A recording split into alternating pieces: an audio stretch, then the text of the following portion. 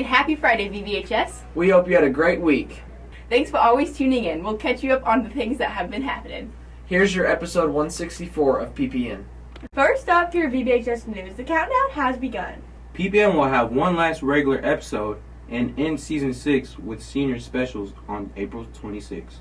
We have 4 weeks left until the yearbooks arrive and the seniors depart. And the rest of us only have 7 weeks left. So buckle in, folks. Let's do our best to finish this year out strong. Other important dates worth writing down. April 16th, we'll take another round of the Atlas test. April 22nd is Top 40. April 30th, we have yet another round of the Atlas test. The first week of May, yearbooks will be here. And graduation is the night of May 17th. Put it on your calendar. Next Thursday, the VBHS Theater Troupe is putting on the show Beauty and the Beast. The time is 9 a.m., and the cost is $2, which you can give to your second-hour teacher. Here's next week's sports. Monday, baseball goes to Gentry. Tuesday, soccer hosts Greenwood, and baseball and softball both host Harrison. On Thursday, the track teams participate in the McDonald's relays at Southside. On Friday, soccer goes to Mountain Home, baseball goes to Huntsville, and softball hosts Lincoln.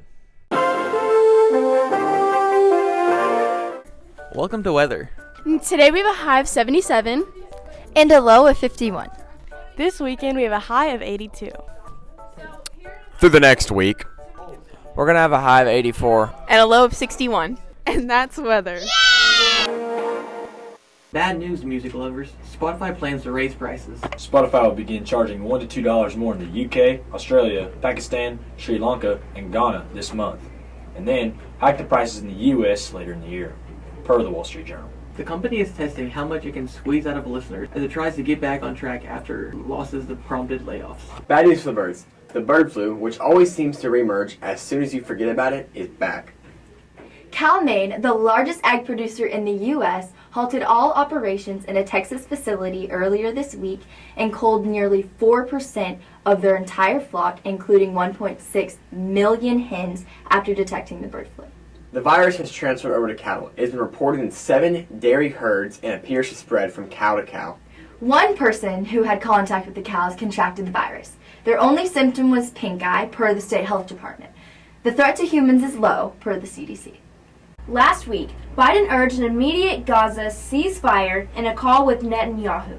In his first conversation with Israeli Prime Minister Benjamin Netanyahu since Israel took the blame for killing 7 aid workers in an airstrike, the president stressed that Israel must announce steps to address civilian suffering in the war, and the U.S. policy towards Israel could hinge on it, per a White House readout of the call. Biden said a ceasefire is needed to stabilize and improve the humanitarian situation and protect innocent civilians. He also reinforced support for Israel as Iran threatens to retaliate after an Israeli airstrike in Syria killed senior Iranian commanders. In technology, Google may charge you to search with AI. After 25 years of being free, the search engine king is thinking about asking you to chip in. Regular old Google wouldn't change, but you could also get a paid subscription to a version of the search engine powered by Google's AI tech, Gemini. Why so? AI is not cheap. One former Google employee said that using AI to power a search engine is eye-wateringly expensive due to the vast amount of computing required. In space, there will soon be another time zone to factor into scheduling your errands. NASA's next big mission, an order straight from the Oval Office, will be to develop a unified standard of time on the moon. Coordinated Lunar Time, or LTC, will help countries, private space companies, and eventually celestial industries synchronize. There's less gravity on the moon, so time moves slightly faster than here on Earth, where time is kept by hundreds of atomic clocks placed around the globe to measure the changing energy of atoms. Experts say the moon may need its own atomic clock. Almost 1 year ago, a 26-year-old British man who goes by the nickname the Hardest Geezer began jogging from the southernmost point of Africa with the goal of becoming the first person to run the entire length of the continent.